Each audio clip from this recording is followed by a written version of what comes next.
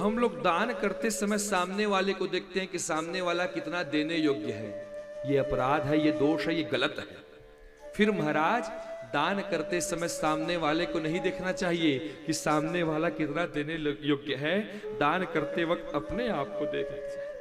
अपने आप को क्या देखे महाराज? अपने आप को देखिए कि परमात्मा ने हमको कितना देने योग्य बना करके सामर्थ्य देकर धरती में भेजा है, कितनी औकात दी है, कितनी सामर्थ्य दी है, कितनी पात्रता दी है।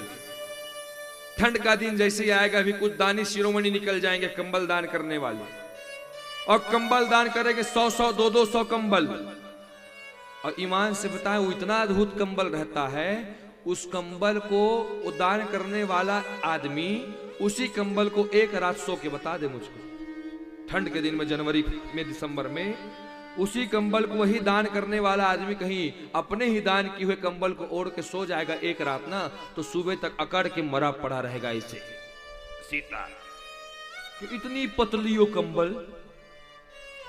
अरे भैया 100-100 200 मत करो दान, 3 कंबल दान करो, लेकिन ऐसा कंबल दान करो जिसको ओढ़ते ही जो गरीब है, जो व्यक्ति है जिसको आवश्यकता है, जैसे उस कंबल को ओढ़े उसका सारा का सारा ठंड, उसका सारा का सारा जाड़ा समाप्त हो जाए। मुख से आशीर्वाद देगा तो एक आशीर्वाद देगा, जैसे ओढ़ेगा और ओढ़कर जब उसका जाड़ा भगेगा, उसका ठंड समाप्त होगा, तो उसकी करोड़ों रोमावलियां एक साथ आपको आशीर्वाद देगी, कितना सुंदर कंबल दिया, आज मेरा पूरा जाड़ समाप्त हो गया।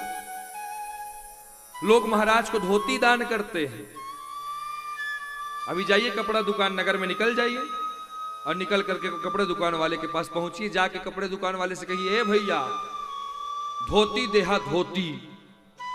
तो पहला प्रश्न दुकानदार का, नहीं विश्वास ना हो तो जाके प्रैक्टिकल करके देख लीजिए। जहां आप कहेंगे ए भैया धोती दीजिए, तो दुकानदार का पहला प्रश्न, कौन सी धोती महाराज, पहनने के लिए दूं कि पूजा वाली दूं?